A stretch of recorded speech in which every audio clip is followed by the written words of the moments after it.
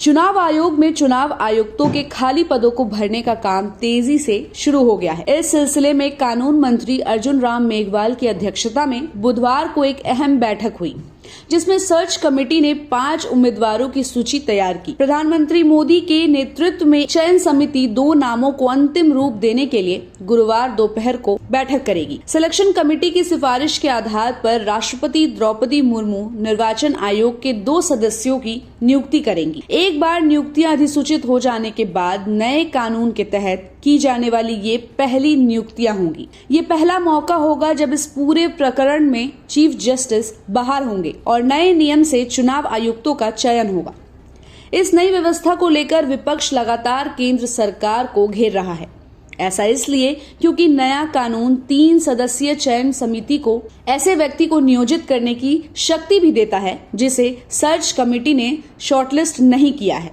नए कानून के लागू होने के बाद सीजीआई भी चुनाव आयुक्तों की चयन समिति का हिस्सा नहीं होंगे। नए कानून की बात की जाए तो चुनाव आयोग की नियुक्ति राष्ट्रपति की ओर से एक सिलेक्शन कमेटी की सिफारिश पर होगी। कमेटी में प्रधानमंत्री, विपक्ष के नेता और प्रधानमंत्री की तरफ से नामित एक कैबिनेट मंत्री शामिल होंगे।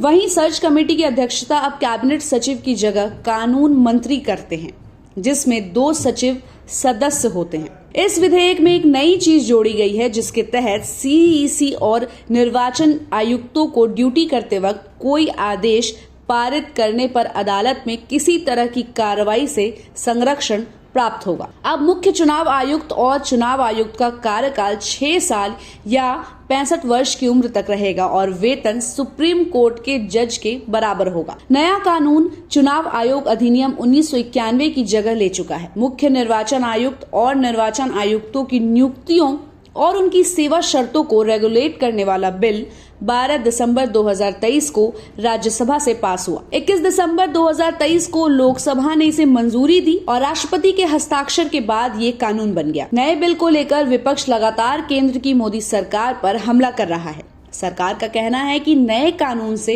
चुनाव आयोग सरकार की कठपुतली बन गया है। विपक्ष इस विधेयक को संविधान के मूल ढांचे के खिलाफ बता चुका है। विपक्षी दलों का कहना है कि विधेयक के प्रावधानों के अनुसार आयुक्तों की नियुक्ति में आखिरी फैसला सरकार का होगा, इसलिए सरकार अपनी पसंद का आयुक्त बनाएगी, यानी सरकार जो चाहे वो फैसला कर सकती है। गौरतलब है कि अनूप चंद्र पांडे के 14 फरवरी की रिटायरमेंट और 8 मार्च को अरुण गोयल के अचानक इस्तीफे से दोनों पद खाली हो गए थे। गोयल का इस्तीफा 9 मार्च को अधिसूचित हुआ था।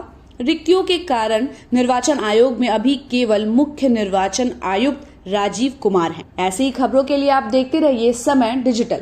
हमारे चैनल को लाइक और सब्सक्राइब करना बिल्कुल भी मत भूलिएगा और वीडियो को जरूर शेयर कीजिएगा।